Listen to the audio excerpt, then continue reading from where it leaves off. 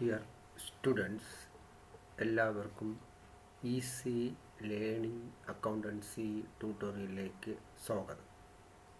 ഞാൻ അശോക് കുമാർ.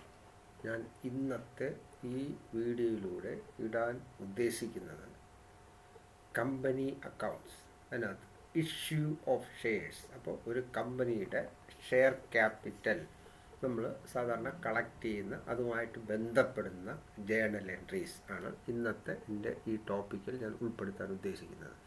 ഇത് +2 സ്റ്റുഡൻസ് മുതൽ BCom, BBA, CA, CMA, CS intermediate students അവർക്കെല്ലാം ഇതിൻ്റെ ഫുൾ പ്രയോജനം കിട്ടും എന്നാണ് എൻ്റെ വിശ്വാസം.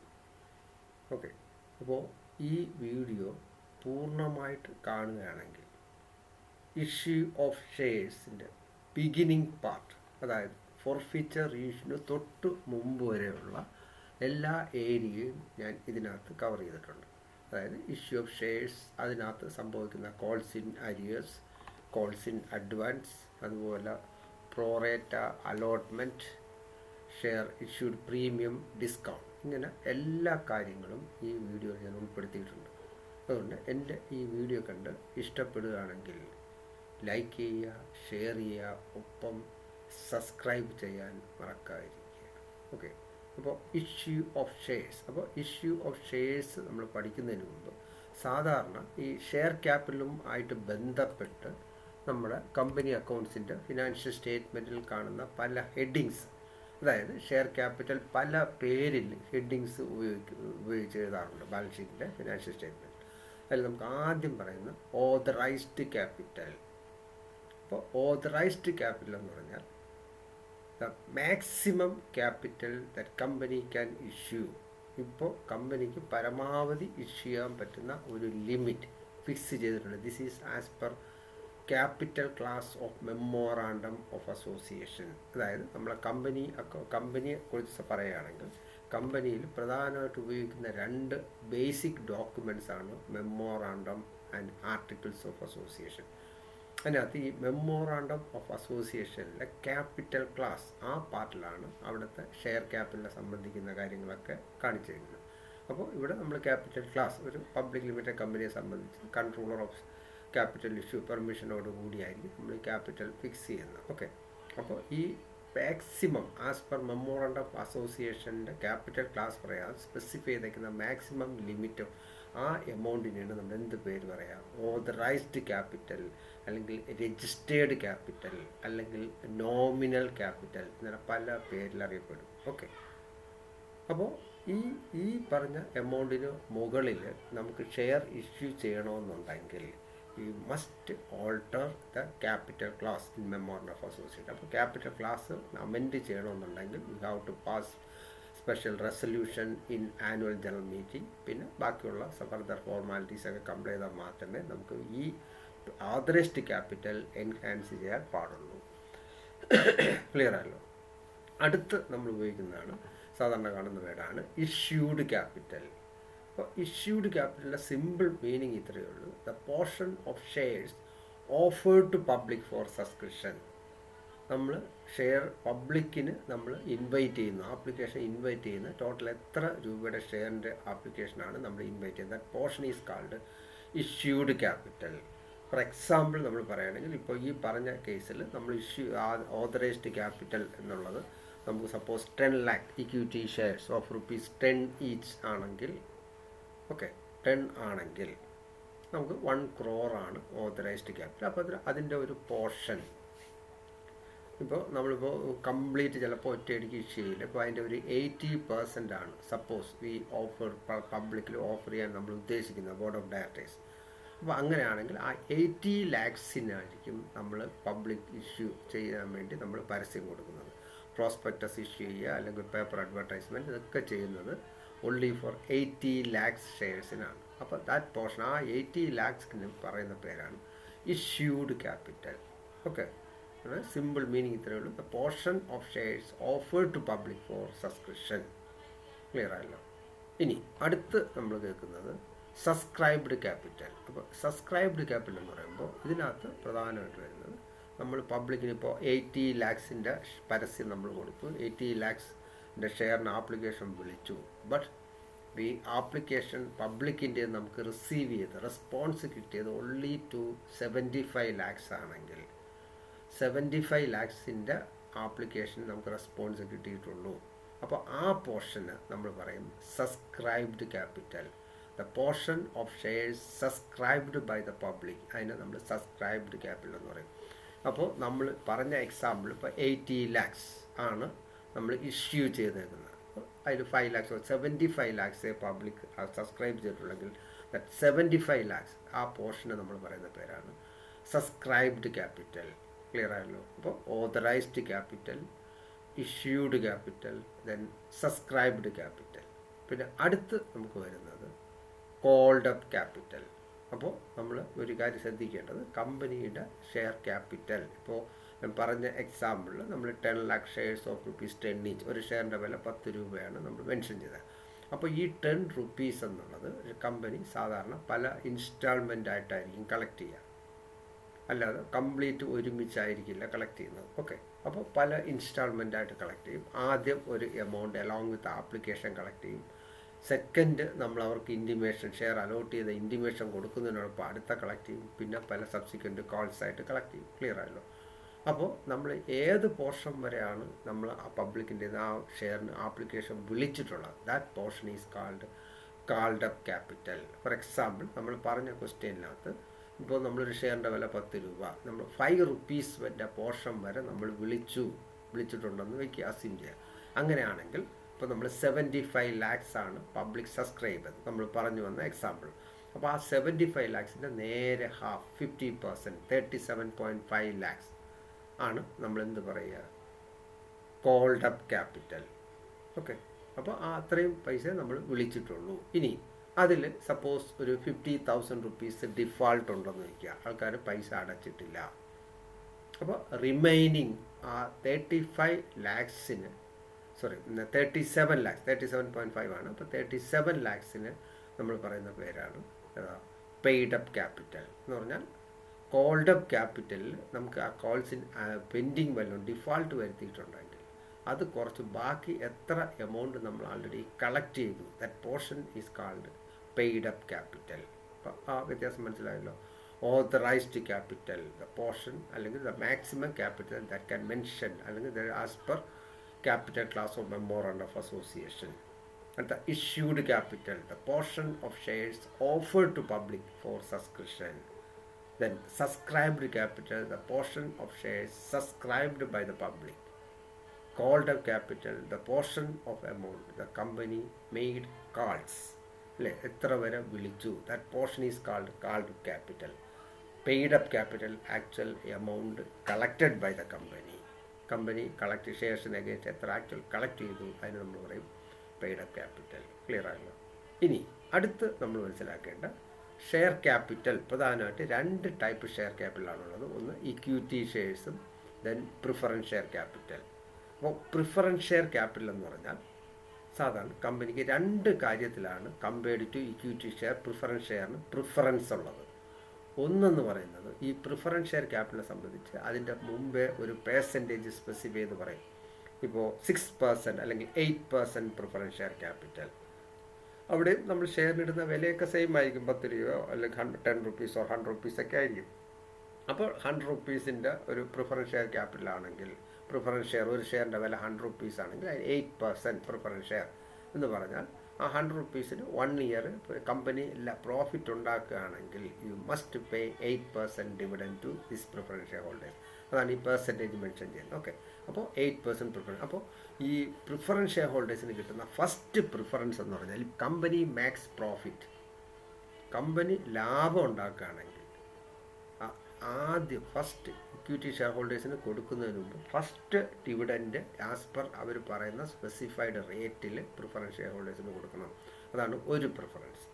അനദർ പ്രിഫറൻസ് എന്ന് പറയുന്നത് കമ്പനി വൈൻഡപ്പ് ചെയ്യുന്നു, അല്ലെങ്കിൽ ലിക്വിഡേഷൻ സ്റ്റേജിൽ കമ്പനി വൈൻഡപ്പ് ചെയ്യണമെങ്കിൽ ബാക്കി നമ്മൾ ഔട്ട്സൈഡ് ലയബിലിറ്റീസ് എല്ലാം ഫസ്റ്റ് സെറ്റിൽ ചെയ്യണം, അല്ലേ? സ്റ്റാറ്റ്യൂട്ടറി ആ ഓർഡറിൽ നമ്മൾ സെറ്റിൽമെൻറ്റ് നടത്തി കഴിഞ്ഞാൽ അത് കഴിഞ്ഞിട്ട് നമുക്ക് ലാസ്റ്റ് ഇക്വിറ്റി ഷെയർ ഹോൾഡേഴ്സും പ്രിഫറൻസ് ഷെയർ ഹോൾഡേഴ്സും ആയിരിക്കും പെൻഡിങ് വരുന്നത്. അപ്പോൾ അതിൽ first you have to clear preference share holders.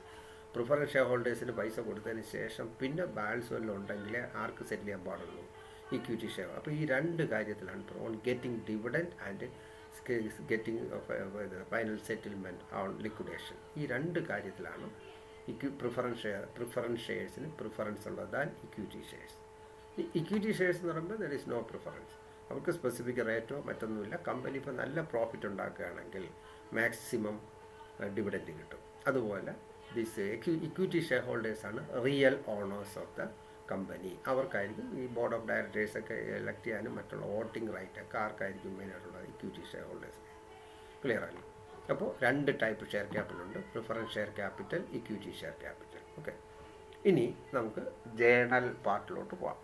അപ്പോൾ ജേണൽ എൻട്രി എന്ന് പറയുമ്പോൾ ഇതിൻ്റെ ഫ്ലോ എന്ന് പറയുന്നത് ഇത്രയേ ഉള്ളൂ.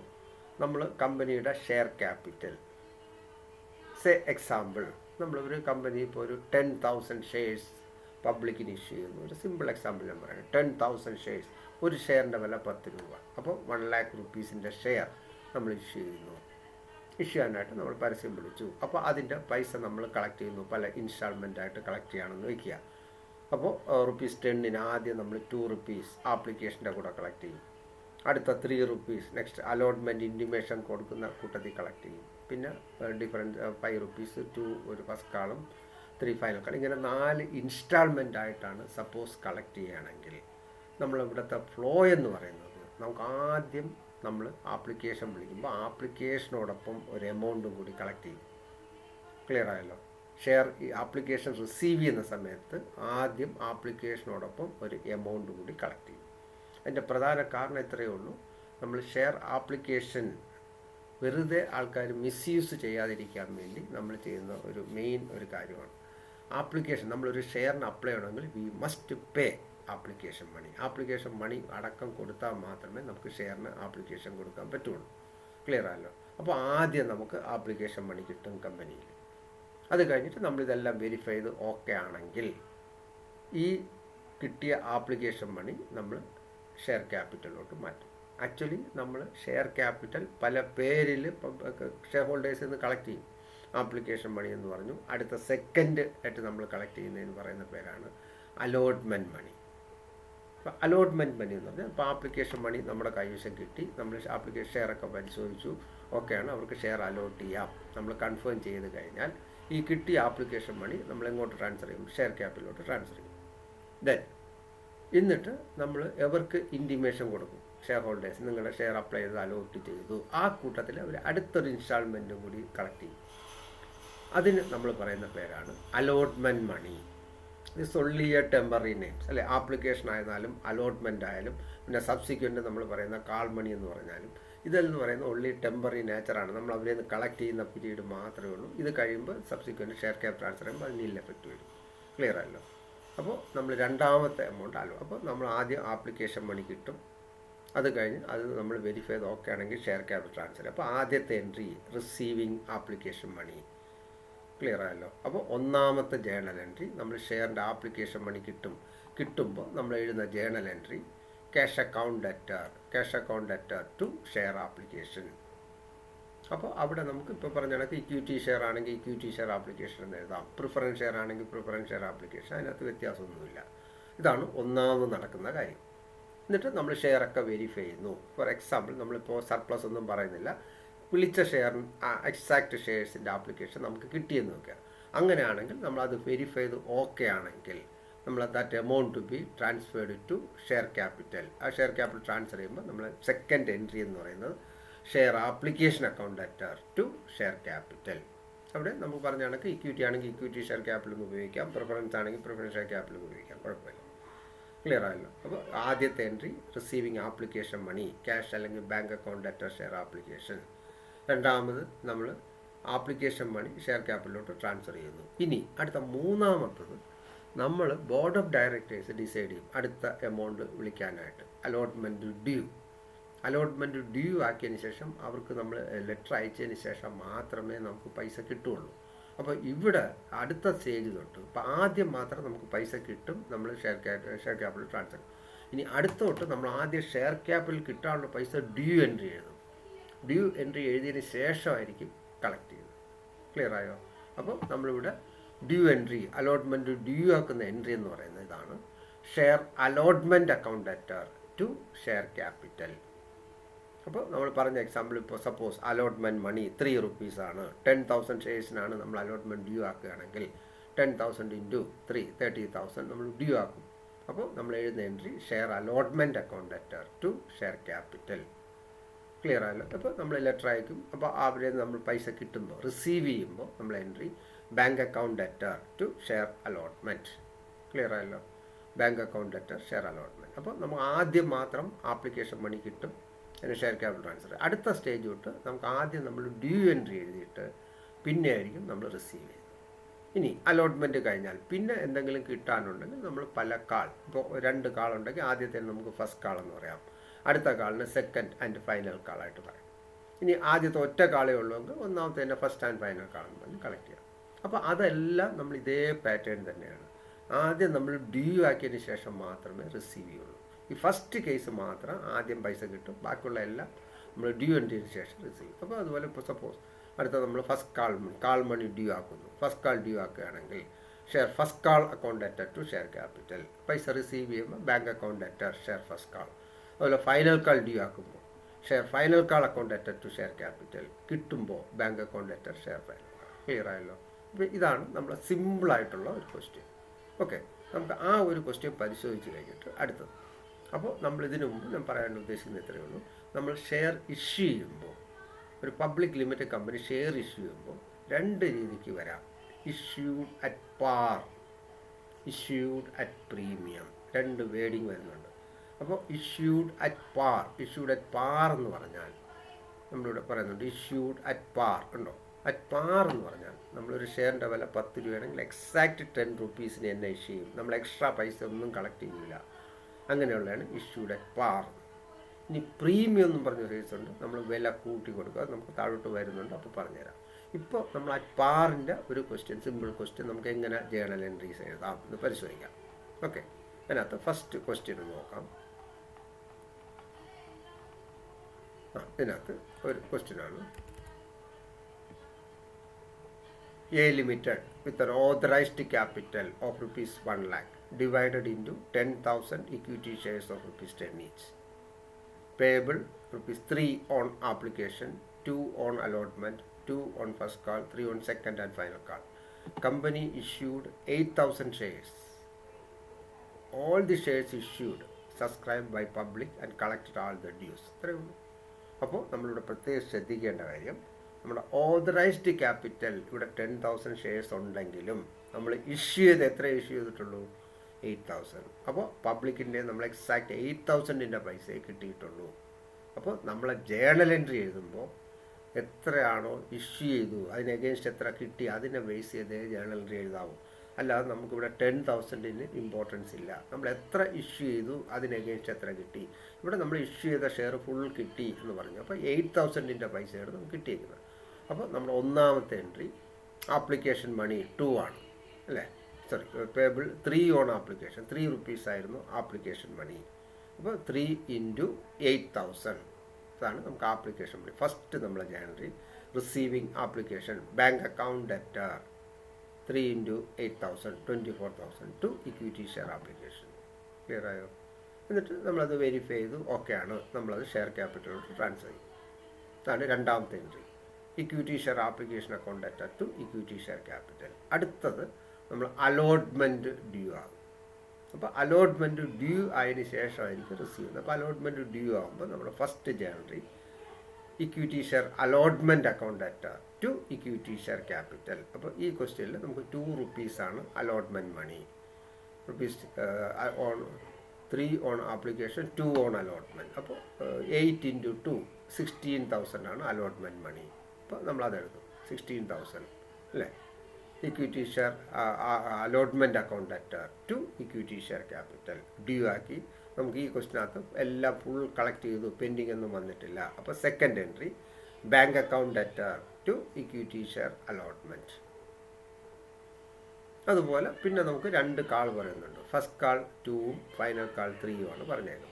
അതുപോലെ ഫസ്റ്റ് കാൾ 3 ആകുമ്പോൾ നമ്മൾ ഫസ്റ്റ് കാൾ ഡ്യൂ ആക്കുമ്പോൾ equity share first call account debtor to equity share capital. Receive ചെയ്യുമ്പോൾ bank account debtor, equity share first call.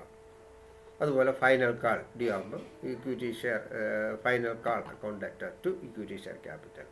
കിട്ടുമ്പോൾ bank account debtor, equity share final call. Clear ആയോ?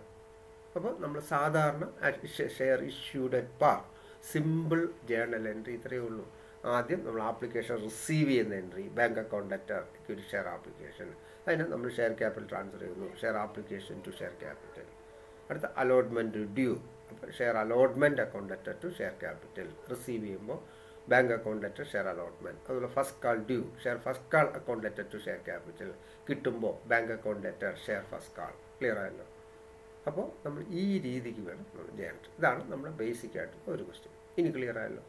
ഇനി നമുക്ക് പഠിക്കേണ്ടത് ഇപ്പോൾ ഷെയർ നമുക്ക് വരുന്ന അവസരത്തിലെന്ന് പറഞ്ഞാൽ ഇപ്പോൾ calls in arrear, calls in advance, രണ്ട് കാര്യം വരും. ഇപ്പോൾ കോൾസ് ഇൻ അരിയർ എന്ന് പറഞ്ഞാൽ നമ്മൾ ഏതെങ്കിലും കോൾ വിളിക്കുമ്പോൾ നമുക്ക് പെൻഡിങ് വരികയാണെങ്കിൽ, ഇപ്പോൾ ഫോർ എക്സാമ്പിൾ നമുക്ക് അടുത്തൊരു ക്വസ്റ്റ്യൻ പരിശോധിക്കാം. അതിനകത്ത് നമുക്ക് കോൾസ് ഇൻ അരിയേഴ്സ് എങ്ങനെ വരുന്നു എന്ന് മനസ്സിലാവും. ഈ ക്വസ്റ്റ്യൻ നോക്കാം. PQ Limited with an authorized capital 1 lakh divided 10,000 equity shares of rupees 10 each. 2 on application, 3 on allotment, 2 on first call and 3 on second and final. Company issued 9,000 shares to public. അപ്പോൾ ഇവിടെ നമ്മൾ all shares subscribed by public and collected all the dues except first and final call money. First കാളും final call മണിയും 500 share എടുത്ത ആൾ default വരുത്തി. Clear ആയില്ല? അപ്പോൾ ഇങ്ങനെ നമ്മൾ ഷെയർ ഡിഫാൾട്ട് വരുത്തുകയാണെങ്കിൽ ആ പോർഷൻ നമ്മൾ പറയുന്ന പേരാണ് കോൾസ് ഇൻ അരിയർ. അപ്പോൾ ഈ കോൾസ് ഇൻ അരിയർ വരുമ്പോൾ നമ്മൾ സാധാരണ റിസീവ് ചെയ്യുന്ന സമയത്ത് തന്നെ അതിൻ്റെ ജേണൽ എൻട്രി ചെയ്താൽ. അപ്പോൾ ഇവിടെ നമ്മൾ കോൾസ് ഇൻ അരിയർ വരികയാണെങ്കിൽ നമ്മുടെ ജേണൽ എൻട്രി ഇപ്പോൾ കമ്പൈൻഡ് എൻട്രി തന്നെ നമുക്ക് എഴുതാം, വേറെ പ്രശ്നമൊന്നുമില്ല. കോൾസ് ഇൻ അരിയർ ഇതാണ്. ഇപ്പോൾ ഫോർ എക്സാമ്പിൾ നമ്മളിപ്പോൾ ഒരു 10,000 ഷെയർസിന് 3 rupees വെച്ചിട്ട് നമുക്ക് ഇപ്പോൾ ഒരു ഫസ്റ്റ് കാൾ ഡ്യൂ ആക്കി 10,000 into 3. അപ്പോൾ നമ്മൾ ഡ്യൂ എൻട്രി എന്തായിരിക്കും? Share first call account debtor to share capital 10,000 into 3, 30,000. Okay. അപ്പോൾ അതിനകത്ത് ഇപ്പോൾ ഒരു 1,000 ഷെയർ എടുത്താൽ 3,000 rupees തന്നില്ല, നമുക്ക് 27,000 കിട്ടുന്നുള്ളൂ. അപ്പോൾ ഇതിന് രണ്ട് ട്രീറ്റ്മെൻറ്റ് സാധാരണ മെയിൻറ്റെയിൻ ചെയ്യാറുണ്ട്. ഒന്ന്, നമുക്ക് ഈ പെൻഡിങ് വന്നത് അതാത് കോളിൽ തന്നെ കീപ്പ് ചെയ്യാം, പ്രശ്നമൊന്നുമില്ല. അല്ലെങ്കിൽ ഈ പെൻഡിങ് വരുന്നതെല്ലാം നമ്മൾ ഈ സെപ്പറേറ്റ് ഒരു അക്കൗണ്ടിലോട്ട് ട്രാൻസ്ഫർ ചെയ്യാം, കോൾസ് ഇൻ അരിയേഴ്സിൽ. എനിക്ക് തോന്നുന്നു അതായിരിക്കും കുറേ കൂടി ബെറ്റർ. അപ്പോൾ നമുക്ക് സബ്സിക്വൻ്റ് ആയിട്ട് ഫോർഫീച്ചർ മറ്റ് കേസുകളൊക്കെ വരുമ്പോൾ നമുക്ക് കോൾസ് ഇൻ അരിയേഴ്സിലോട്ട് മാറ്റുകയാണെങ്കിൽ കുറേ കൂടി ഈസി ആയിരിക്കും നമ്മൾ ജേണൽ എഴുതാം.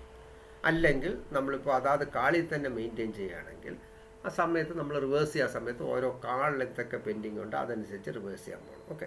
അപ്പോൾ നമുക്കിവിടെ കോൾസ് ഇൻ അരിയേഴ്സ് വരുമ്പോൾ ഞാൻ ഈ പറഞ്ഞ എക്സാമ്പിൾ 30,000 അതിൽ 27,000 കിട്ടുകയുള്ളൂ, 3,000 നമുക്ക് പെൻഡിങ് വന്നു. അങ്ങനെയാണ് നമ്മൾ കമ്പൈൻഡ് ജേണൽ ചെയ്തതാണെങ്കിൽ നമ്മളിവിടെ എഴുതും. ഇപ്പോൾ ബാങ്ക് അക്കൗണ്ട് ലെറ്റർ അല്ലേ, ബാങ്ക് അക്കൗണ്ട് ലെറ്റർ എന്ന് പറഞ്ഞിട്ട് നമ്മൾ എത്ര എഴുതും? ബാങ്ക് അക്കൗണ്ട് ലെറ്റർ നമുക്ക് കിട്ടിയ എമൗണ്ട് ഇപ്പോൾ 27,000 കിട്ടി. 3,000 ഡിഫാൾട്ട് വരുത്തിയിട്ടുണ്ട്, അത് calls in arrear debtor 3,000 to share first call. അതുപോലെ അടുത്ത ഫൈനൽ കാൾ ഡ്യൂ ആക്കിയിട്ട് റിസീവ് ചെയ്യുന്ന സമയത്ത് ഡിഫാൾട്ട് വരികയാണെങ്കിൽ എൻട്രി എഴുതുക. ഇത്രയേ ഉള്ളൂ. ക്ലിയർ ആയോ? Calls in arrear. ഇനി നമ്മൾ calls in arrears account transfer ചെയ്യാതെ എൻട്രി എഴുതണമെങ്കിൽ നമ്മളിവിടെ bank account debtor to share first call എന്നും പറഞ്ഞിട്ട് നമ്മൾ 27 മാത്രം കാണിക്കുക. അപ്പോൾ ആ കാൾ മണിയിൽ ഫസ്റ്റ് കാൾ മണിയിൽ 3,000 പെൻഡിങ് ആയിട്ട് നിൽക്കും.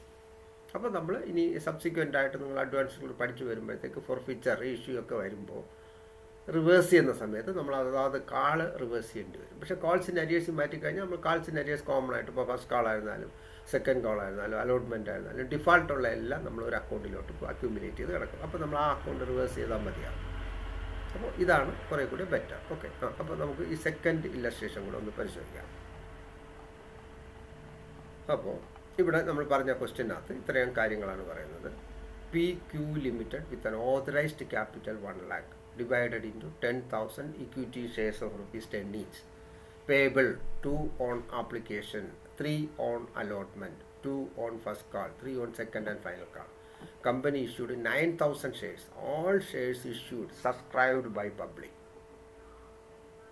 And collected all the dues except 500 share എടുത്ത ആൾ ഫസ്റ്റ് കാളും ഫൈനൽ കാളും വേണ്ടി ഡിഫാൾട്ട് വരും. അപ്പോൾ നമുക്ക് ആദ്യത്തെ എൻട്രി ഒന്നും പ്രശ്നമല്ല. ആദ്യം bank account debtor to equity share application. ഇവിടെ നമുക്ക് 2 ആണ് ആപ്ലിക്കേഷൻ ആയിരുന്നത്. 2 × 9,000 18,000 ആപ്ലിക്കേഷൻ കിട്ടി. അത് സെക്കൻഡ് നമ്മളത് ഷെയർ ക്യാപിറ്റൽ ട്രാൻസ്ഫർ ചെയ്യുമ്പോൾ equity share application account debtor to equity share capital. അടുത്ത അലോട്ട്മെൻറ്റ് 3 വെച്ചിട്ട് 9,000. അപ്പോൾ അലോട്ട്മെൻറ്റും ഡിഫാൾട്ടൊന്നുമില്ല, നമുക്കതുപോലെ കണ്ടിന്യൂ ചെയ്യാം. അപ്പോൾ share allotment account debtor to share capital 27,000. Receive ചെയ്യുമ്പോൾ bank account debtor to share allotment 27,000. Clear ആയോ? ഇനി അടുത്ത ഫസ്റ്റ് കാൾ. നമുക്ക് ഫസ്റ്റ് കാൾ ഡ്യൂ ആക്കുമ്പോൾ പ്രശ്നമല്ല, റിസീവ് ചെയ്യുമ്പോഴേ നമുക്ക് ഡിഫാൾട്ട് വരുത്തിയിട്ടുള്ളൂ. അപ്പോൾ നമ്മൾ ഡ്യൂ ആക്കുമ്പോൾ 9,000 ഇൻറ്റു ഫസ്റ്റ് കാൾ എത്രയായിരുന്നു? 2 rupees. Okay, first call 2 rupees ആണ്. അപ്പോൾ 9,000 ഇൻറ്റു 2 18,000 നമ്മൾ ഡ്യൂ ആക്കുക. അപ്പോൾ share first call account debtor to share capital 18,000. Clear ആയോ? അപ്പോൾ ഇവിടെ 500 ഷെയർ എടുത്താൽ അപ്പോൾ 500 ഇൻറ്റു 2 1000 rupees ഡിഫാൾട്ട് വന്നു. അപ്പോൾ ബാക്കി നമുക്ക് ആക്ച്വൽ എത്ര കിട്ടും? 17,000. അപ്പോൾ നമ്മൾ ജനറേറ്റ് ചെയ്യുമ്പോൾ bank account debtor 17,000, calls in arrear debtor 1,000 to share first call. Clear ആയോ? അതുപോലെ നമ്മൾ അടുത്ത ഫൈനൽ കാൾ ഡ്യൂ ആക്കുക. ഫൈനൽ കാൾ ഡ്യൂ ആക്കുമ്പോൾ share final call account debtor to share capital. ഇവിടെ 3 വെച്ചിട്ട് 3 × 9 27,000. അപ്പോൾ ഈ 500 ഡിഫാൾട്ട് വരുത്തിയ ആൾ ഫൈനൽ കാളിൽ ഡിഫാൾട്ട് വരുത്തി എന്നല്ലേ ക്വസ്റ്റ്യനിൽ പറയുന്നത്. അപ്പോൾ 500 ഇൻറ്റു 3 1500 പെൻഡിങ് വന്നു.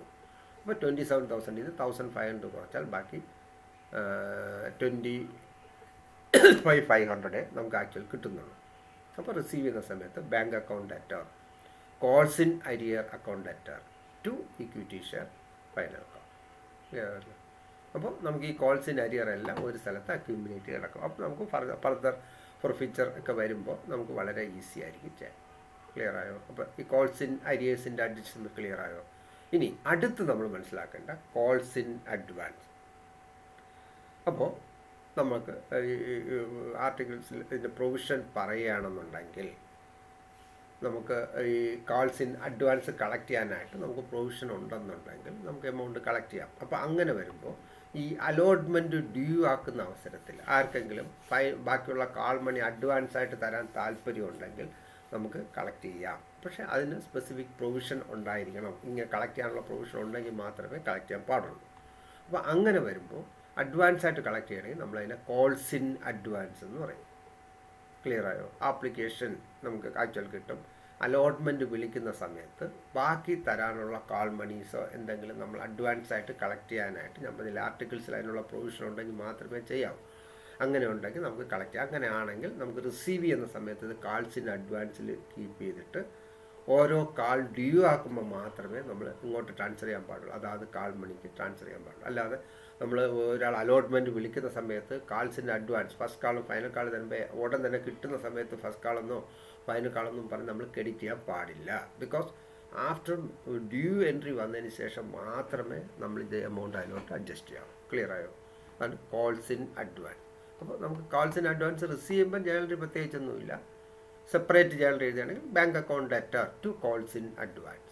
ഇനി എപ്പോഴെങ്കിലും ഇത് അതായത് കാളിന് അഗേൻസ്റ്റ് അഡ്ജസ്റ്റ് ചെയ്യുമ്പോൾ നമ്മൾ കാൾസ് ഇൻ അഡ്വാൻസിനെ ഡെബിറ്റ് ചെയ്തിട്ട് അതായത് കാളിന് ക്രെഡിറ്റ് ചെയ്യും. ക്ലിയർ ആയോ? അപ്പോൾ നമുക്ക് അതിൻ്റെ ഒരു ക്വസ്റ്റ്യൻ കൂടി പരിശോധിക്കാം. Calls in advance. അപ്പോൾ ഇവിടെ M limited with an authorised capital of ₹1 lakh അല്ലേ, 10,000 equity shares 10 each payable 2 on application, 3 on allotment, 2 on first call, 3 on second and final call. Company issued 10,000 shares to public. അപ്പോൾ മുഴുവൻ ഷെയറും പബ്ലിക്കിന് issue ചെയ്തു. Mister B the holder of 500 shares അയാൾ എന്താ ചെയ്തത്? Paid both the call money along with allotment. അലോട്ട്മെൻറ്റിൻ്റെ കൂടെ ഇയാൾ 2 കാൾ മണി, അതായത് ആപ്ലിക്കേഷൻ 2 അലോട്ട്മെൻറ്റ് 3 5 കഴിഞ്ഞ് ബാക്കി 5 ഷെയർ ഉണ്ട്. Per share 5 rupees.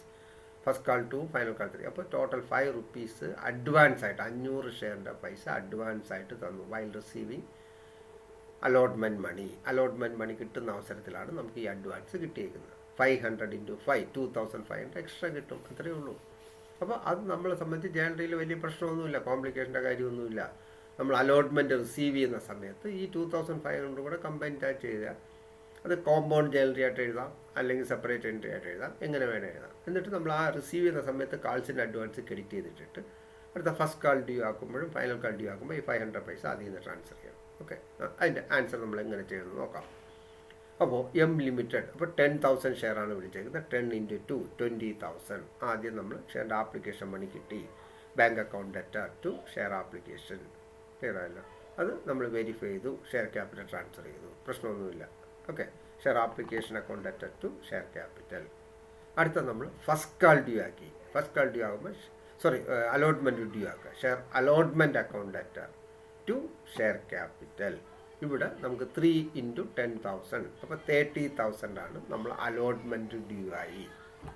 ഇനി എന്താ സംഭവിച്ചിരിക്കുന്നത്?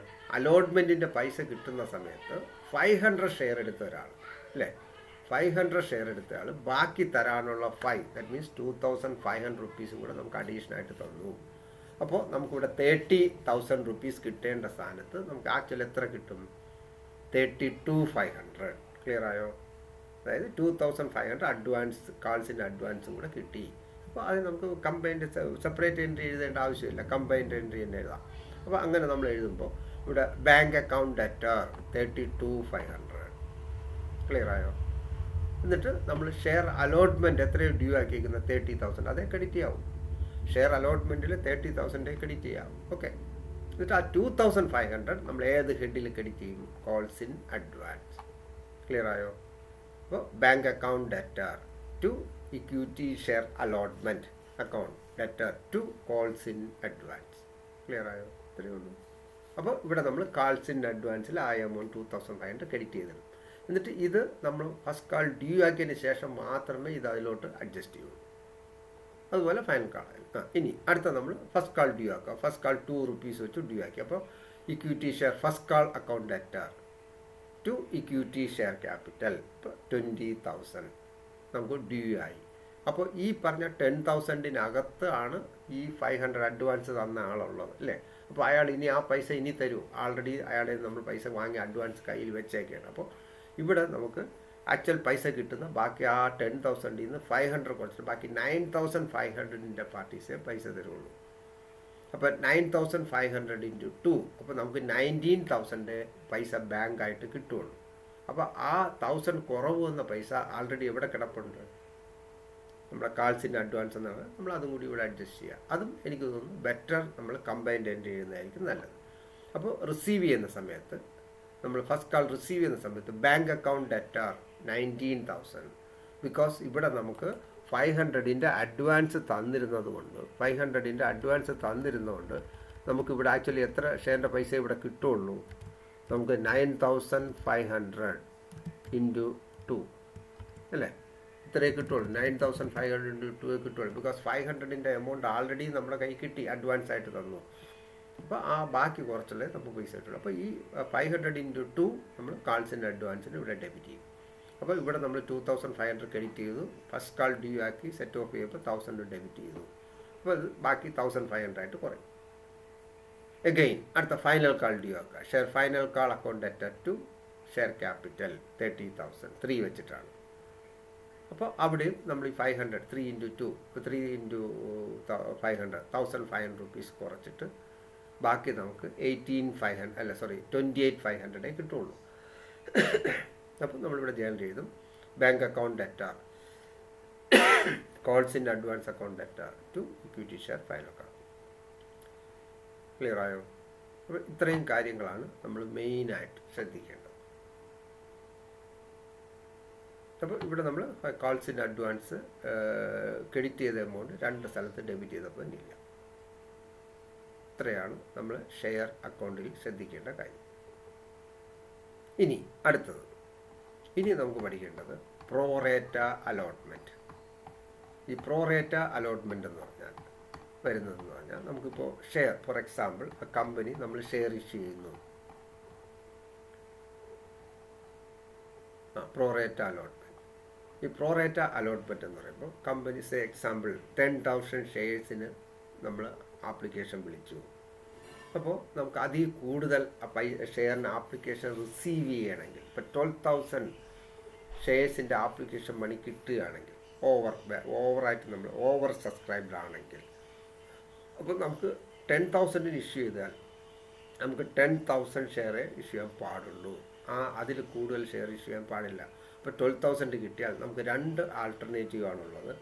ഒന്നുകിൽ ഈ 2,000 നമ്മൾ റിജക്റ്റ് ചെയ്യുക, അല്ലെങ്കിൽ നമ്മൾ ഈ റേഷ്യോയിൽ 12 അപ്ലൈ ചെയ്തവർക്ക് 10 എന്നുള്ള റേഷ്യോയിൽ എക്സിസ്റ്റിംഗ് ഷെയർ ഹോൾഡേഴ്സിന് അലോട്ട് ചെയ്ത് കൊടുക്കും. ഓക്കെ, ഇതിനെയാണ് നമ്മൾ എന്ത് പറയുന്നത്, പ്രോറേറ്റ അലോട്ട്മെൻറ്റ്.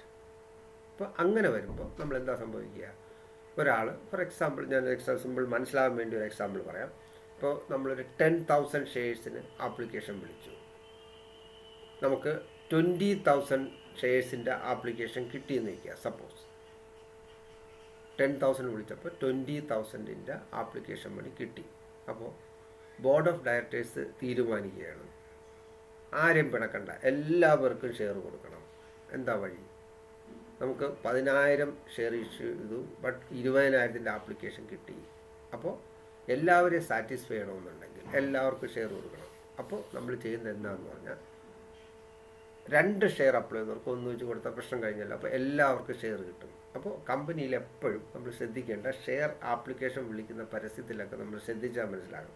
ഇപ്പോൾ ഒരു ഷെയറിൻ്റെ നോമിനൽ വാല്യൂ എന്ന് പറയുന്നത് വളരെ കുറവായിരിക്കും, 10, 100, മാക്സിമം 100 രൂപയൊക്കെ ആയിരിക്കും. അപ്പോൾ അങ്ങനെ വരുമ്പോൾ അവർ ആപ്ലിക്കേഷൻ വിളിക്കുമ്പോൾ എപ്പോഴും പറയും മൾട്ടിപ്പിൾസ് ഓഫ് 10 അല്ലെങ്കിൽ മൾട്ടിപ്പിൾസ് ഓഫ് 100 ഇങ്ങനെ പറഞ്ഞായിരിക്കും അവർ ആപ്ലിക്കേഷൻ വിളിക്കുന്നത്. അപ്പോൾ ആരും ഒരു ഷെയറിന് അപ്ലൈ ചെയ്യില്ല. അപ്പോൾ അങ്ങനെ വരുമ്പോൾ നമ്മൾ ശ്രദ്ധിക്കേണ്ട കാര്യം, ഒരു ഷെയറിന് അപ്ലൈ ആകത്തുള്ളൂ. ഇപ്പോൾ ഈ എപ്പോഴും അതിന് മൾട്ടിപ്പിൾസ് കാണും, അതുകൊണ്ട് പ്രശ്നമില്ല. അപ്പോൾ 2 ഷെയർ അപ്ലൈ ചെയ്തവർക്ക് 1 വെച്ച് കൊടുത്താലും പ്രശ്നമില്ല. അപ്പോൾ നമ്മൾ 100 ഷെയർ അപ്ലൈ ചെയ്തവർക്ക് 50 കൊടുക്കും, 1000 ഷെയർ അപ്ലൈ ചെയ്തവർക്ക് 500 കൊടുക്കും. അപ്പോൾ അങ്ങനെ എല്ലാവർക്കും ഷെയർ കിട്ടും. അപ്പോൾ വരുന്ന ഒരു വ്യത്യാസം എന്താണെന്ന് പറഞ്ഞാൽ, ഇപ്പോൾ 100 ഷെയർ അപ്ലൈ ചെയ്തവർ 100 × 2 200 രൂപ ആപ്ലിക്കേഷൻ മണി തന്നു. പക്ഷേ അയാൾക്ക് 50 ഷെയറേ കൊടുക്കുന്നുള്ളൂ. 50 × 2 100. ആ ബാക്കി 100 രൂപ നമ്മുടെ കയ്യിൽ അഡ്വാൻസ് ആയിട്ട് നിൽക്കും. അപ്പോൾ ഈ എമൗണ്ട് നമ്മൾ തിരികെ കൊടുക്കില്ല. അത് കാരണം അവർക്ക് ആൾറെഡി കൊടുത്ത ഷെയറിൻ്റെ ബാക്കി പൈസ കളക്ട് ചെയ്യാനുണ്ടല്ലോ. അപ്പോൾ അതിലോട്ട് അഡ്ജസ്റ്റ് ചെയ്യും. അതാണ് പ്രോറേറ്റ അലോട്ട്മെൻറ്റ് ചെയ്യുന്നത്. നമുക്ക് അടുത്ത ഒരു ക്വസ്റ്റ്യൻ കൂടെ പരിശോധിക്കാം. ഓക്കെ, അപ്പോൾ നെക്സ്റ്റ് ഒരു ക്വസ്റ്റ്യനകത്ത് ഈ pro rata allotment,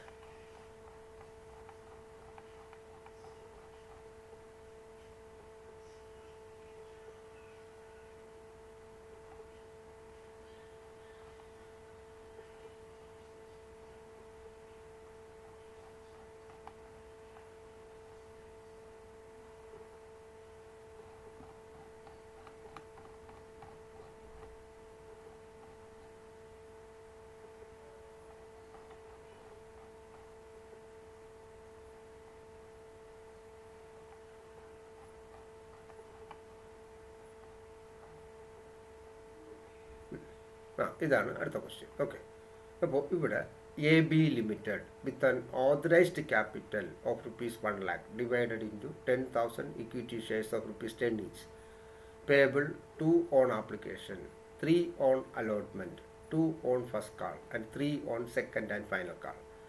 Company issued 10,000 shares.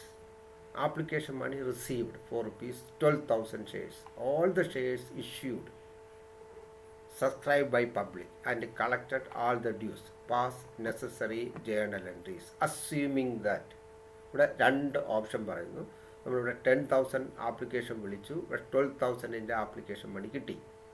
അപ്പോൾ അങ്ങനെ വരുമ്പോൾ നമുക്ക് 2,000 ഒന്നുകിൽ റിജക്റ്റ് ചെയ്യണം, അല്ലെങ്കിൽ പ്രോറേറ്റ അലോട്ട്മെൻറ്റ്. അവർ ആ 2 മെത്തേഡാണ് ഈ ക്വസ്റ്റ്യൻ ചോദിച്ചേക്കുന്നത്. ഓക്കെ, അപ്പോൾ നമ്മൾ ആദ്യത്തെ മെത്തേഡ് റിജക്ഷൻ ആണെങ്കിൽ നമുക്ക് വേറെ പ്രശ്നമൊന്നുമില്ല. ആദ്യത്തെ 2 എൻട്രി, ആദ്യം bank account debtor, equity share application, 12 × 2 24,000 കിട്ടും.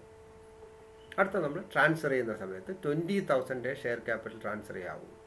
ഈ 4,000 rupees വാണ്ടഡ് ടു റീഫണ്ട്. അപ്പോൾ നമ്മളെ journal entry, equity share application account debtor to equity share capital 20,000 to bank എന്നും പറഞ്ഞ് ആ 4,000 റീഫണ്ട് ചെയ്യുക. ക്ലിയർ ആയോ? അടുത്തത് പിന്നെ നമുക്ക് ബാക്കി വേറെ പ്രശ്നമൊന്നുമില്ല. ഇക്വിറ്റി ഷെയർ അലോട്ട്മെൻറ്റ് ബാക്കിയെല്ലാം ഇനി നമ്മൾ 10,000 ഡ്യൂ ആക്കുക, റിസീവ് ചെയ്യുന്നതായിട്ട് കാണിക്കുക. ഫസ്റ്റ് കാൾ 10,000 ഡ്യൂ ആക്കുക, റിസീവ് ചെയ്യുക. ഫൈനൽ കാൾ 10,000 ഡ്യൂ ആക്കുക, റിസീവ് ചെയ്യുക. ക്ലിയർ ആയോ? അപ്പോൾ റിജക്ഷൻ ആണെങ്കിൽ നമുക്ക് ആ ഒരു എൻട്രി മാത്രം ആപ്ലിക്കേഷൻ ട്രാൻസ്ഫർ ചെയ്യുന്ന സമയത്ത്, ഷെയർ ക്യാപിറ്റൽ ട്രാൻസ്ഫർ ചെയ്യുന്ന സമയത്ത് ആ പൈസ റീഫണ്ട് ചെയ്യാം. ഇനി സെക്കൻഡ് ഓപ്ഷൻ നമ്മൾ പ്രോറേറ്റ് അലോട്ട്മെൻറ്റ് നടത്തുകയാണെങ്കിൽ അതിൽ വരുന്ന വ്യത്യാസം, നമുക്കിവിടെ 24,000 കിട്ടും അല്ലേ, bank account debtor, share application. എന്നിട്ട് നമ്മൾ ഷെയർ ക്യാപിറ്റൽ 20,000 ട്രാൻസ്ഫർ ചെയ്യാം.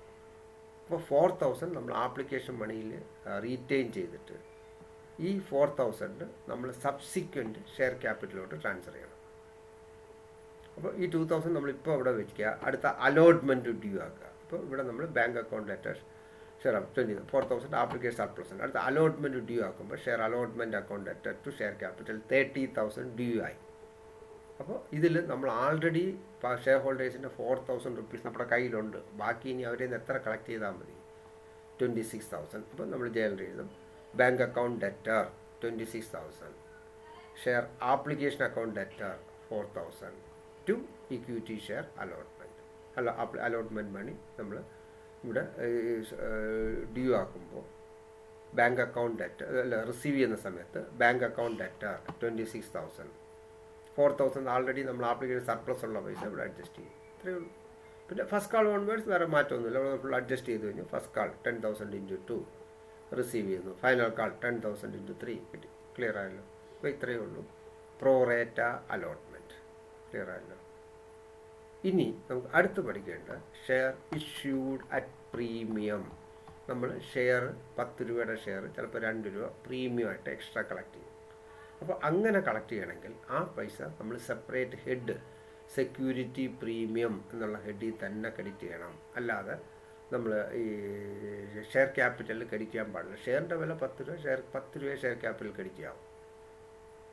സെക്യൂരിറ്റി പ്രീമിയം ആയിട്ട് വല്ലതും കളക്ട് ചെയ്താൽ ആ സെക്യൂരിറ്റി പ്രീമിയത്തിൽ മാത്രമേ ക്രെഡിറ്റ് ചെയ്യാവൂ. അപ്പോൾ ഈ പ്രീമിയവും നമ്മൾ കളക്ട് ചെയ്യുന്നത് 2 ഇതിൽ കൂടെയും കളക്ട് ചെയ്യാം. ആപ്ലിക്കേഷനോടൊപ്പം കളക്ട് ചെയ്യാം, അല്ലെങ്കിൽ നമുക്ക് അലോട്ട്മെൻറ്റിൻ്റെ കൂടെ നമുക്ക് വാങ്ങാം. ഈ 2 ഓപ്ഷൻ വരാം. ഓക്കെ. അപ്പോൾ ഷെയർ ഇഷ്യൂഡ് അറ്റ് പ്രീമിയം.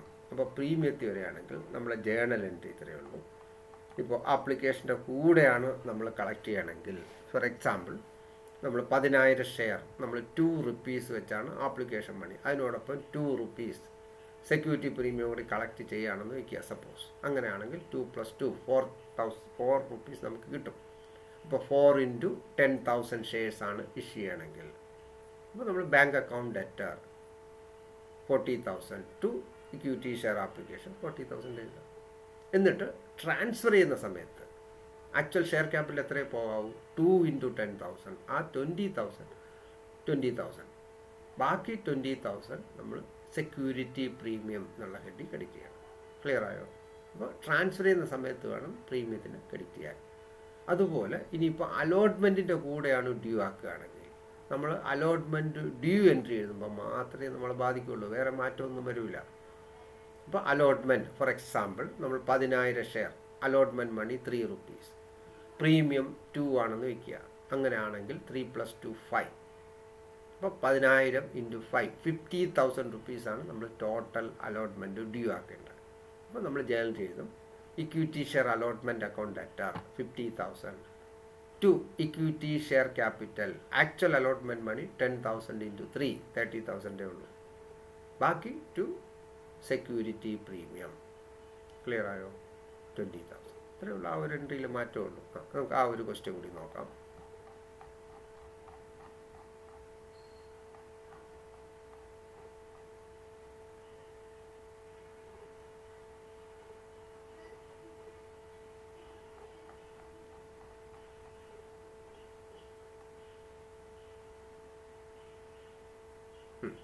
ഇതാണ് അടുത്ത ക്വസ്റ്റ്യൻ. ഓക്കെ.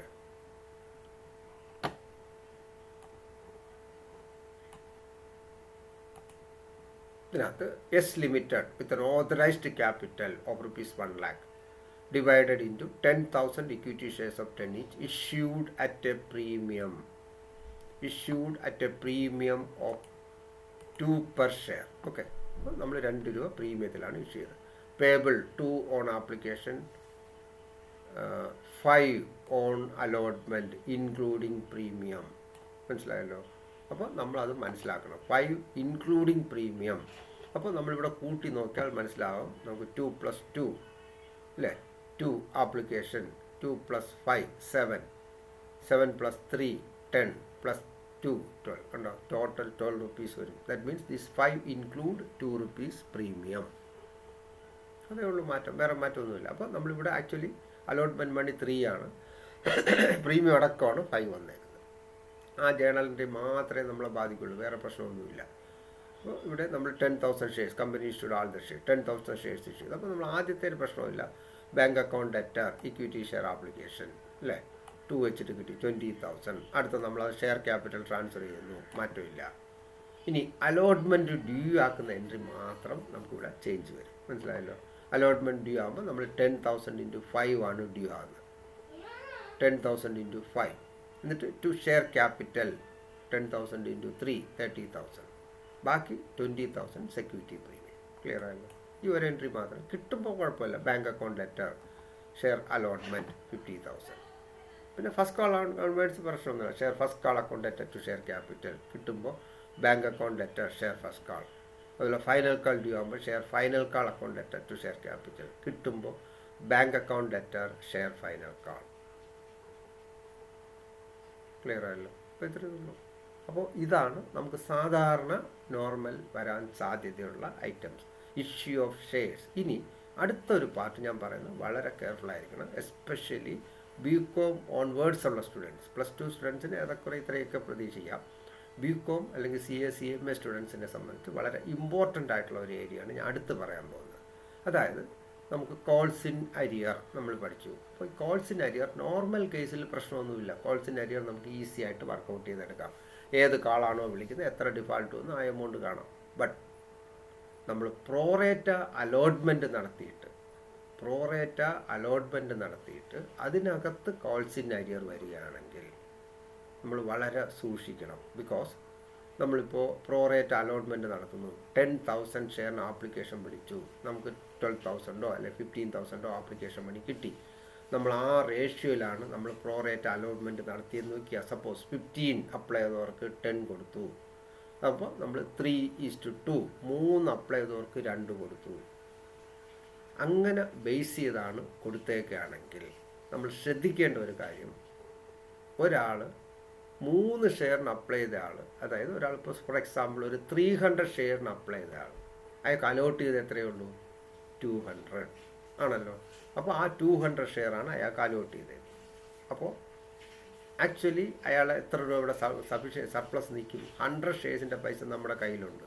സപ്പോസ് അയാൾ അലോട്ട്മെൻറ്റ് മണി ഡിഫാൾട്ട് വരുത്തുകയാണെങ്കിൽ അയാളുടെ കോൾസ് ഇൻ അരിയർ എന്ന് പറയുന്നത്, ഇപ്പോൾ അലോട്ട്മെൻറ്റ് മണി 3 ആണെന്ന് വയ്ക്കുക, 3 ആണ്.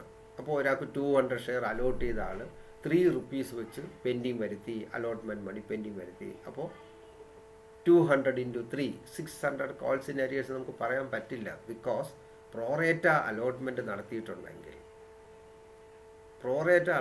നടത്തിയിട്ടുണ്ടെങ്കിൽ അയാളുടെ എന്തെങ്കിലും നമ്മുടെ കയ്യിൽ കാണും, തീർച്ചയായിട്ടും കാണും. ആ പോർഷൻ നമ്മൾ കണ്ടുപിടിച്ചിട്ട് ടോട്ടൽ അയാളുടെ അലോട്ട്മെൻറ്റ് മണി ഡ്യൂ ആകുന്നതിന് ഈ സർപ്ലസ് നിൽക്കുന്ന കുറച്ചാൽ മാത്രമേ നമുക്ക് കോൾസ് ഇൻ അരിയേഴ്സ് കണ്ടുപിടിക്കാൻ പറ്റുള്ളൂ. ക്ലിയർ ആയോ? അതാണ് ഇവിടെ ശ്രദ്ധിക്കേണ്ട ഒരു കാര്യം. ഇത് വളരെ കെയർഫുൾ ആയിരിക്കണം. ഇത് ക്വസ്റ്റിനകത്ത് സ്റ്റുഡൻസിന് കൂടുതൽ തെറ്റാൻ സാധ്യതയുള്ള ഒരു ഏരിയയാണ് ഇത്. മനസ്സിലായല്ലോ? അപ്പോൾ നമുക്ക് ആ ക്വസ്റ്റ്യൻ ഒന്ന് പരിശോധിക്കാം.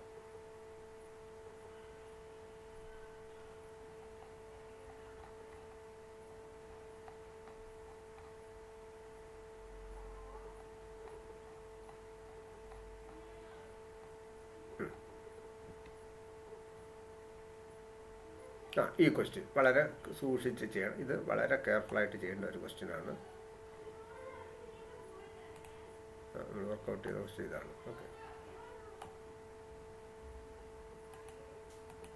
അപ്പോൾ ഇതിനകത്ത് A Limited with an authorized capital of ₹5 lakh divided into 50,000 equity shares of ₹10 each, payable 2 on application, 4 on allotment, 4 on first call, first and final call. Okay, 3 കോളുണ്ട്. Application, allotment, first and final കാളായിട്ട് ഒറ്റ call money. Company issued 35,000 shares to public, but application money received for 50,000 shares. The company made pro rata allotment. അപ്പോൾ ഇവിടെ നമ്മൾ വളരെ സൂക്ഷിക്കണം. Company issued എത്ര ഷെയറാണ് issue ചെയ്തേക്കുന്നത്? 35,000. ഓക്കെ. റിസീവ്ഡ് ആപ്ലിക്കേഷൻ എത്ര കിട്ടി? 50,000. അവർ കമ്പനി മെയ്ഡ് പ്രോറേറ്റ അലോട്ട്മെൻറ്റ് എത്ര ആപ്ലിക്കൻറ്റിനെ കൊടുത്തിട്ടുള്ളൂ? 45,000. ഇത് വളരെ കെയർഫുള്ളായിട്ട് ശ്രദ്ധിക്കണം. ഇവിടെയൊക്കെ നമുക്ക് മിസ്റ്റേക്ക് വരാൻ സാധ്യതയുള്ള ഏരിയ. ക്ലിയർ ആയോ? അപ്പോൾ ഇവിടെ നമ്മൾ 35,000 ഷെയറിന് ആപ്ലിക്കേഷൻ വിളിച്ചു, നമുക്ക് 50,000 കിട്ടി. അപ്പോൾ നമ്മൾ ആദ്യത്തെ ജേണറി bank account debtor equity share application. അപ്പോൾ 50,000 ഷെയർസ് 2 rupees വെച്ച് 1 lakh rupees കിട്ടി അല്ലേ? 35 വിളിച്ചപ്പോൾ 50,000 കിട്ടി.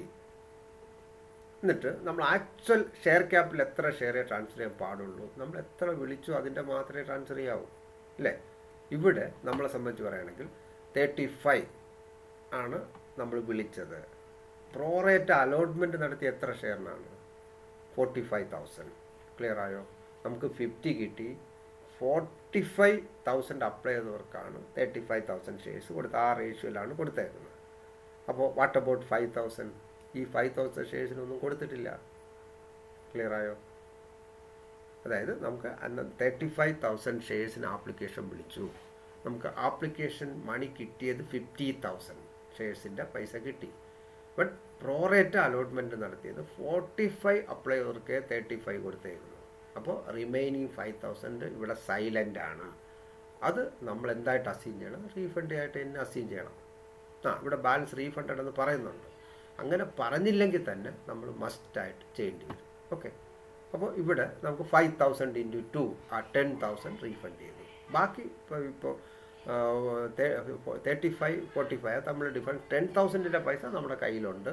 അത് നമുക്ക് അടുത്ത അലോട്ട്മെൻറ്റ് കൂടെ അഡ്ജസ്റ്റ് ചെയ്താൽ മതി. മനസ്സിലായോ? ക്ലിയർ ആയല്ലോ? അപ്പോൾ ഇവിടെ നമ്മൾ ആദ്യത്തെ എൻട്രി. ഇനി രണ്ടാമത് നമ്മൾ ട്രാൻസ്ഫർ ചെയ്യുമ്പോൾ equity share application account debtor 2 equity share capital 35 × 2 to bank 5,000 × 2 10,000 total 80,000 നമ്മൾ ഷെയർ ആപ്ലിക്കേഷനിൽ പോയി. അപ്പോൾ ഇവിടെ 1 lakh 80,000 പോയിട്ട് ബാക്കി 20,000 നമ്മൾ കയ്യിൽ നിൽപ്പുണ്ട്. അത് അടുത്ത അലോട്ട്മെൻറ്റിന് അഗേൻസ്റ്റ് അഡ്ജസ്റ്റ് ചെയ്യാനുള്ള പൈസയാണ്. ക്ലിയർ ആയല്ലോ? അടുത്ത് നമ്മൾ അലോട്ട്മെൻറ്റ് ഡ്യൂ ആക്കിയേ. അലോട്ട്മെൻറ്റ് 10,000 അല്ല, ഇവിടെ നമ്മൾ എത്ര ഷെയറാണ്? 20,000 അല്ലേ? 35,000. അപ്പോൾ 35,000 ഷെയർസ് 35,000 അപ്പോൾ നമ്മൾ 35,000 നമുക്ക് എത്ര വരും? Allotment money 4. അപ്പോൾ 35,000 × 4 1,40,000 ഡ്യൂ ആയി. ഷെയർ ആപ്ലിക്കേഷൻ മണി ഡ്യൂ 4 വെച്ചിട്ടാണ് ഡ്യൂ ആക്കിയിരിക്കുന്നത്. 35,000 × 4 അല്ലേ? 1,40,000 ഡ്യൂ ആയി. അപ്പോൾ ഇവിടെ ഒരു പ്രശ്നമുള്ളത്, the holder of 200 shares fail to pay allotment money അല്ലേ? ഒരു 700 ഷെയർ എടുത്ത ആൾ അയാളുടെ അലോട്ട്മെൻറ്റ് മണി തന്നിട്ടില്ല എന്ന് പറയുമ്പോൾ ഇയാളുടെ കാൾസിൻ അരിയർ നമ്മൾ 700 × 4 2,800 rupees എന്ന് നമുക്ക് പറയാൻ പറ്റുമോ? പറ്റില്ല. കാരണം ഇവിടെ ആൾറെഡി ഇയാൾ അപ്ലൈ ചെയ്ത ഷെയർ മുഴുവൻ കൊടുത്തിട്ടില്ല. ഇയാൾക്ക് 700 ഷെയർ നമ്മൾ അലോട്ട് ചെയ്തിട്ടുണ്ടെങ്കിൽ ഇയാൾ അപ്ലൈ ചെയ്ത 700 ഷെയർ ആയിരിക്കില്ല. ഇയാൾ ഷെയർ ചെയ്ത് അതിൽ കൂടുതലായിരിക്കും. Because we made pro rata allotment. അപ്പോൾ അങ്ങനെ വരുന്നതാണ് ഇവിടെ വരുന്ന ഒരു പ്രശ്നം. ക്ലിയർ ആയോ? ഇപ്പോൾ holder of 700 shares have failed to pay allotment money. അപ്പോൾ നമ്മളിവിടെ കോൾസിൻ അരിയർ വർക്കൗട്ട് ചെയ്തിട്ട് നമുക്ക് ജേലൻ്റ് എഴുതാൻ പാടുള്ളൂ. അപ്പോൾ ഇയാളുടെ കോൾസിൻ അരിയേഴ്സ് എങ്ങനെ കണ്ടുപിടിക്കാം നമുക്ക് നോക്കാം. അപ്പോൾ ആദ്യം നമ്മളിവിടെ നോക്കേണ്ട പ്രോറേറ്റ അലോട്ട്മെൻറ്റ് വർക്കിംഗ് നോക്കാം. കോൾസിൻ അരിയറിൻ്റെ വർക്കിംഗ് ക്ലിയർ ആയല്ലോ? കോൾസിൻ അരിയർ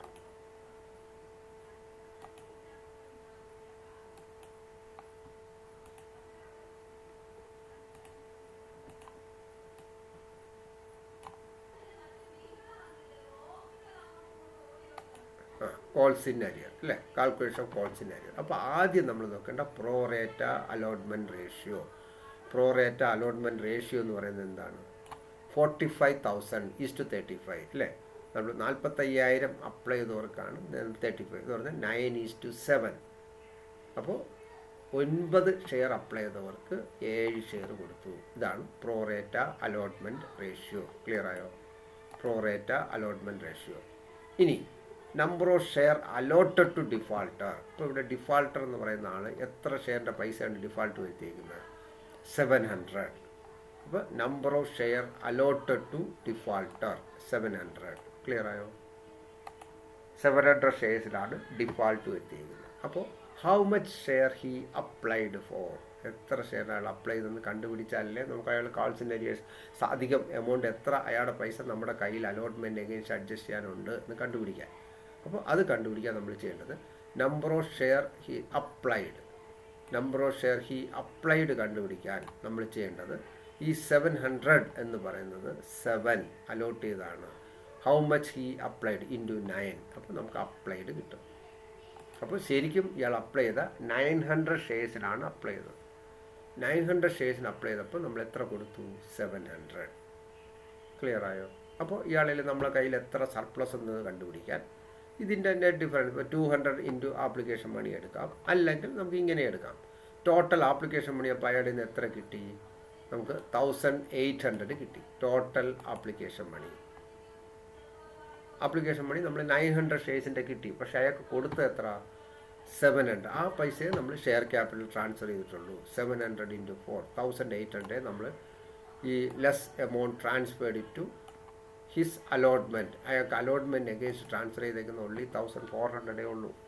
അപ്പോൾ ഡിഫറൻസ് 400 നമ്മുടെ കയ്യിൽ സർപ്ലസ് ഉണ്ട്. സർപ്ലസ് ആപ്ലിക്കേഷൻ മണി റിസീവ്ഡ് അല്ലേ? Surplus application money received. ഇത് നമ്മൾ സാധാരണ ടു ബി അഡ്ജസ്റ്റഡ് എഗെയിൻസ്റ്റ്, ഇത് നമ്മൾ സാധാരണ എന്തിന് അഡ്ജസ്റ്റ് ചെയ്യാനുള്ള പൈസയാണ്? ടു ബി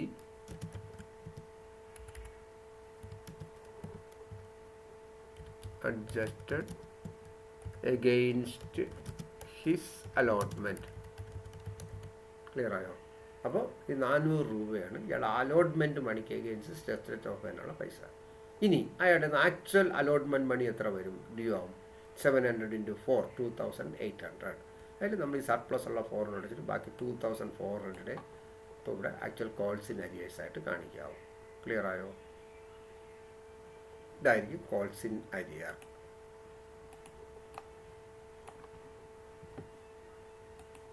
മനസ്സിലായോ?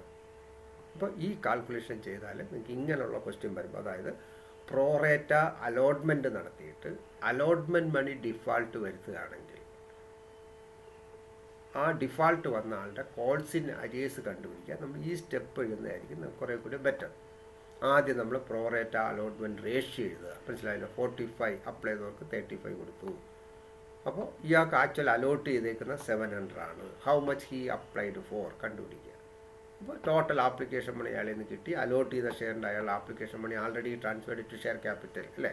അത് കുറച്ചിട്ട് ബാക്കി എത്രയാണോ ഇയാൾക്ക് അലോട്ട്മെൻറ്റ് അഗെയിൻസ്റ്റ് അഡ്ജസ്റ്റ് ചെയ്യാനുള്ള എമൗണ്ട് കണ്ടുപിടിച്ച് കഴിഞ്ഞാൽ ഇയാളുടെ ആക്ച്വൽ കോൾസ് ഇൻ അരിയേഴ്സ് കണ്ടുപിടിക്കും. അപ്പോൾ ഇവിടെ നമുക്ക് കിട്ടുന്ന കോൾസ് ഇൻ അരിയർ എന്ന് പറയുന്നത് 2400. ഇനി നമുക്ക് ജേണൽ എഴുതാം, വേറെ പ്രശ്നമൊന്നുമില്ല.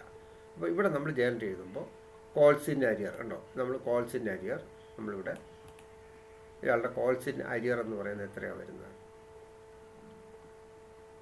1400 ആണ്. സോറി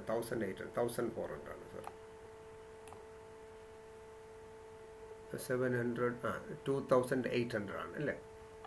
2800 പുറകുമ്പോൾ 2400 ആണ് കോൾസ് ഇൻ അരിയർ. അപ്പോൾ നമുക്കിവിടെ കോൾസ് ഇൻ അരിയർ 2400